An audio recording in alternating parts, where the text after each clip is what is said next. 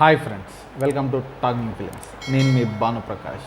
ఈరోజు మనం మాట్లాడుకోబోయేది ఇంకొక హిందీ సినిమా డైరెక్ట్ చేసింది ఎవరు అంటే కిరణ్ రావు. ఈ కిరణ్ రావు ఎవరు అంటారా, మన అమెరికన్ వైఫ్.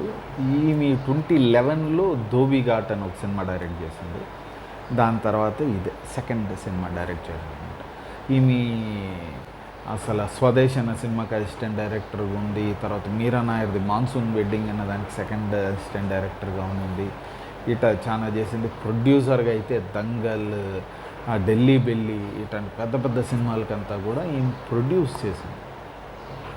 మళ్ళీ డైరెక్షన్కి వచ్చిందన్నమాట. కానీ స్టోరీ ఏమైతే రాయలేదు, వేరే వాళ్ళు స్టోరీ రాశారు, ఈమె డైరెక్ట్ చేసింది. అమెరికన్ ప్రొడక్షన్స్, జియో స్టూడియోస్, చాలా పెద్ద బ్యానర్. కాకపోతే బడ్జెట్ 4-5 కోట్లలో.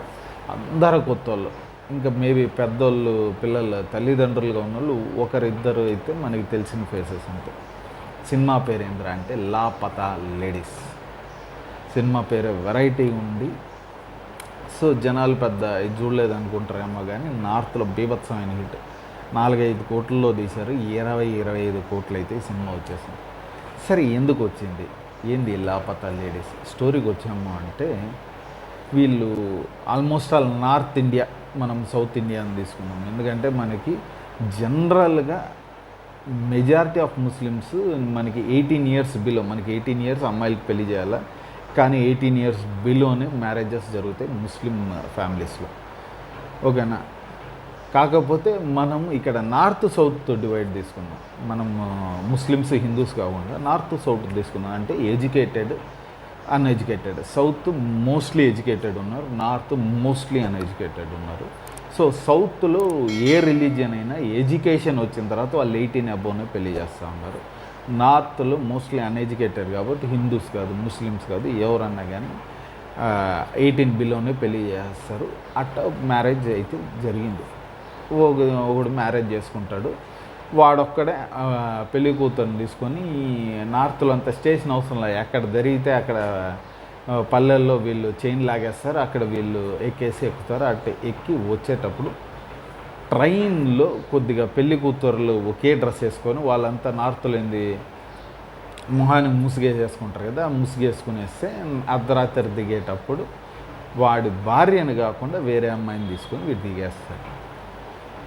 సో వీడు అది దిగేసి ట్రైన్ దిగిన తర్వాత బస్సు ఎక్కి ఇటెక్కి అటెక్కి ఇంటికి వచ్చి ఇంట్లో హారతి ఇచ్చేటప్పుడు ముసుగు తీసి చూస్తే వీడు పెళ్లి చేసుకున్న అమ్మాయి కాదు. ఊరి నాయన నువ్వెవరు తల్లి అంటే ఈమె ఒక పేరు చెప్తుంది. సరే, ఆ పేరు చెప్తే నువ్వు ఇంట్లో ఉండమ్మా అని చెప్పి చూసి వాడు నా పిల్లంగా కనిపించలేదు అనుకోండి.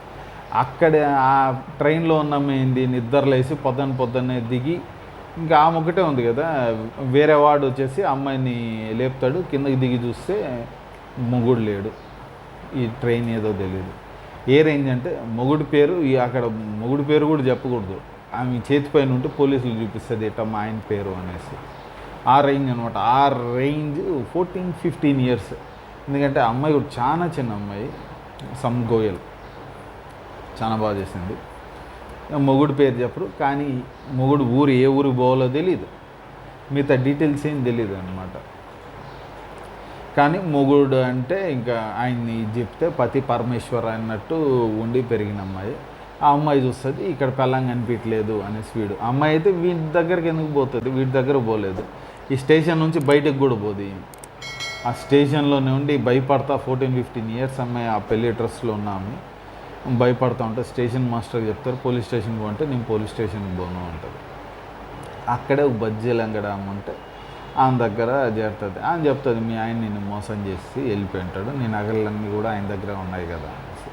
కానీ లేదు, మా ఆయన అట్లాంటోడు కాదు అని ఆమె దగ్గర ఒక 3-4 డేస్, ఇది ఒక 1 వీక్లో జరిగిన సినిమా, సంథింగ్ అరౌండ్ 2000-2001లో జరిగిన టైం పీరియడ్ ఇది సినిమా. అప్పుడున్న పాత మొబైల్ అంతా. సో ఇక్కడ వీడు వైఫ్ కాకుండా ఇంకొక అమ్మాయి తీసుకొచ్చాడు కదా, ఈయన చాలా సస్పీషియస్గా ఉంటుంది. ఎవరు డబ్బులు ఎక్కడ పెడుతున్నారు, ఎక్కడ పెడుతున్నారు చూస్తూ ఉంటుంది. బయటికి వెళ్ళిపోద్ది, గుడికి వెళ్ళిపోతున్నా అనేసి ఇంకా చాలా సస్పీషియస్ యాక్టివిటీ జరుగుతుంది. అక్కడున్న పోలీస్, లోకల్ ఉన్న పోలీసు, వీడు హస్బెండ్ భార్య కనిపించలేదు, తప్పు భార్య కాబట్టి వీడు పోలీస్ స్టేషన్కి వెళ్ళి కంప్లైంట్ ఇస్తాడు, ఈమె వెళ్తాడు. ఈ కేసు జరుగుతూ ఉంటుంది. సో ఇంతకీ వాడి భార్య దొరికిందా లేదా, ఎలా దొరికింది, ఈ సస్పీషియస్ ఆమె ఈమె ఎందుకు వచ్చేసింది, ఎందుకు ఆ సస్పీషియస్ యాక్టివిటీ ఉంది, ఏం చేసింది అన్నది సినిమా అంతా. సినిమా కామెడీ జానరా, కాకపోతే మనకు ఒక అద్భుతమైన స్టోరీని, మనకి అద్భుతమైన సీన్స్, సూపర్బ్ సీన్స్ అన్నీ చాలా సింపుల్గా అయితే చెప్పేస్తాడు. ఏ రేంజ్ అంటే ఒక సీన్ ఉంటుంది, వీడు షాప్ దగ్గరికి వెళ్ళి ఫోటో తీసుకుని మా భార్యను చూసారా అనేసి, అక్కడ ఏంది భార్య ఇక్కడ దాకా ముసిగేసేసి ఉంటుంది. వాడు చూసి ఏందిరా నువ్వు ముసిగేస్తే ఎట్ట చెప్తారు, ఒక ఆడదానికి నువ్వు తల కనిపించకుండా ముసిగేసావు అంటే ఆమె ఐడెంటిటీని నువ్వు ఎత్తేస్తున్నావు, నువ్వు అట్లాంటి ఇది ఎందుకు చేస్తావు అన్నట్టుగా వీడు ఆమె ట్రీట్ చేస్తూ ఉంటాడు. అంత లోపల వాడు భార్య వస్తుంది, ఆమె ముస్లిం, బురకాయ వేసుకొని వస్తుంది. వీడు ఆమె చూస్తాడు, వీడు ఆమె చూస్తాడు, అంతే. అక్కడ మనకి చెప్పాల్సింది చెప్పేశాడు, దాన్ని విడమర్చి కదా మనకు అర్థమైపోద్ది. ఒరే నువ్వు అట్ట చెప్తా, నువ్వు నీ భార్యని ముసిగేసి నువ్వు ఇట్టున్నావు కదా, ఆమె ఐడెంటిటీ దాచేసి అన్నట్టు. ఆ తర్వాత ఎడ్యుకేషన్ కావాల్సిన ఇంపార్టెన్స్ ప్రతి ఒక్కటి చెప్పకుండా చాలా నీట్గా మనకు అర్థమైపోద్ది ఏం చెప్పాలనుకున్నాడు అని అట్లా చెప్పడము. ఈ అమ్మాయి పూజ అని ఆమె పేరు ఉంది, వైఫ్, ఆమె స్టేషన్లోనే ఉంటుంది కాబట్టి ఆమె మటుకు ఆమె ఇది చేసుకుంటా, ఒక ఉమెన్ ఆమె ఇండిపెండెంట్గా సంపాదిస్తే ఉన్న ఇంపార్టెన్స్ ఏంది అని ఆమె తెలుసుకోవడం. అక్కడ ఉన్నప్పటికీ ఆ స్టేషన్లో ఆ బజ్జీల అంగడి దగ్గర చిన్నపిల్లడు ఉంటాడు, చాయ్ అమ్మేటోడు, ఓ బిచ్చగాడు ఉంటాడు, వాళ్ళు ఏ రేంజ్ సపోర్ట్ ఇచ్చారు, ఇదంతా ఆ బజ్జీల ఆమె ఏ రేంజ్ ఇచ్చింది, ఇవన్నీ చాలా నీట్గా చాలా బ్యూటిఫుల్గా చేశాడు. పర్ఫార్మెన్స్ అయితే ప్రతి ఒక్కరు సూపర్ పర్ఫార్మెన్స్, చాలా బాగుంటుంది. ముఖ్యంగా ఈ బజ్జీలు, ఈ సమోసాలు అమ్మే ఆమె స్వీట్ తయారు చేసి తినంటే నా జీవితంలో మొగుడిని పిల్లల్ని అంతా కొంత ధర్మేశాను నేను. నాకు ఇప్పుడు స్వీట్ తినే ఇది అనిపించలేదు నాకు తినాలని అనేసి ఉన్నాము. లాస్ట్లో ఆ స్వీట్ తీసుకొని తింటుంది ఒక పర్టికులర్ సీన్ అయిన తర్వాత. అవన్నీ చిన్న అయినా కానీ చాలా ఎఫెక్టివ్గా సూపర్గా అయితే సినిమా స్టోరీ రాశారు, అద్భుతంగా అయితే సినిమా ఉంది. సినిమాటోగ్రఫీ పర్ఫెక్ట్, ఏం కావాలో అది, యాక్ట్, మ్యూజిక్, మనకి ఆ లోకల్ దీనికి వెళ్ళి కూర్చోబెట్టేస్తాడు. మనకి ఆ సాంగ్స్ కానీ మ్యూజిక్ కానీ ఆ లోకల్ ఇది కనిపిస్తుంది మనకి. ఆ మహారాష్ట్ర, మధ్యప్రదేశ్ ఈ భాగాల్లో జరిగిన సినిమా ఇది కూర్చోబెట్టేస్తాడు. అసలు ఎడిటింగ్ మనకి ఏ ఒక్క పాయింట్ కూడా మనకి ఏం లాగుతున్నాడు, ఇదేం సినిమా పరిగిస్తూ ఉంటుంది, నీకు ఎక్కడ ఆగదు. ఇవి ఇంపార్టెంట్ సీన్స్ అన్నీ నీకు ఎంతవరకు చెప్పాలి అంతవరకు సూపర్గా అయితే సినిమా అయితే అనిపించింది. Beautiful film. ఇన్ఫ్యాక్ట్ ఒక మంచి సినిమా చూడాలనుకున్న వాళ్ళు అందరూ చూడాల్సిన సినిమా ఇది. హ్యాపీగా ఫ్యామిలీతో కూర్చొని చూడవచ్చు, ఎట్లాంటి పనికి ఇవి లేవు, అండ్ కూర్చొని చూడాలా. నీకు ఎడ్యుకేషన్ ఒక ఇంపార్టెన్స్ అయింది, ఎందుకంటే నార్త్ వాళ్ళకి పెద్ద ఎడ్యుకేషన్ ఇదేమి ఉండదు, వాళ్ళు వదిలేస్తున్నారు. ఈ మధ్య కొద్దిగా ఎడ్యుకేట్ అవుతూ ఉన్నారు కాబట్టి కొద్దిగా మార్పు వస్తుంది. ఎక్కువ అన్ఎడ్యుకేటెడ్ ఎక్కడ ఉన్నారంటే మధ్యప్రదేశ్, యూపీ, బీహార్, ఈ జార్ఖండ్, ఛత్తీస్గఢ్, ఇవన్నీ కొద్దిగా అన్ఎడ్యుకేటెడ్ ఎక్కువ ఉండేది. ఇవన్నీ కూడా అలాంటి ఏరియాలకు సంబంధించిన సినిమా.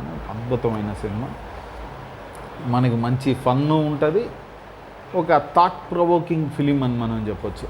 అట్లాంటి సినిమా ఇది. హ్యాపీగా కూర్చొని చూడండి. థియేటర్లో అయితే మార్చ్ రిలీజ్ అయినప్పటికీ ఇది మనకి నెట్ఫ్లిక్స్లో వచ్చేసింది. థియేటర్లో చూడాల్సిన అవసరం లేదు, హ్యాపీగా ఇంట్లో కూర్చొని మనం నెట్ఫ్లిక్స్లో ఈ సినిమా చూడవచ్చు. ఒక మంచి మస్ట్ వాచ్ సినిమా అని చెప్పొచ్చు, ఎందుకంటే ఒక మంచి సినిమా చూడాలని అనుకున్న వాళ్ళందరూ చూడవచ్చు ఈ సినిమా. సో ఈ మూవీ గురించి ఇంతే. మనం ఇంకో వీడియోలో ఇంకో మూవీ గురించి, వెబ్ సిరీస్ గురించి మాట్లాడుకున్నాం. అప్పుడు దాకా ఈ వీడియో మీకు నచ్చిందంటే లైక్ చేయండి, ఇంకా నచ్చిందంటే మీ ఫ్రెండ్స్తో షేర్ చేసుకోండి. ఇలాంటి మంచి సినిమాల గురించి మీకు ఇన్ఫర్మేషన్ కావాలంటే మటుకు మీరు మర్చిపోకుండా కింద ఉన్న సబ్స్క్రైబ్ బటన్ క్లిక్ చేయండి.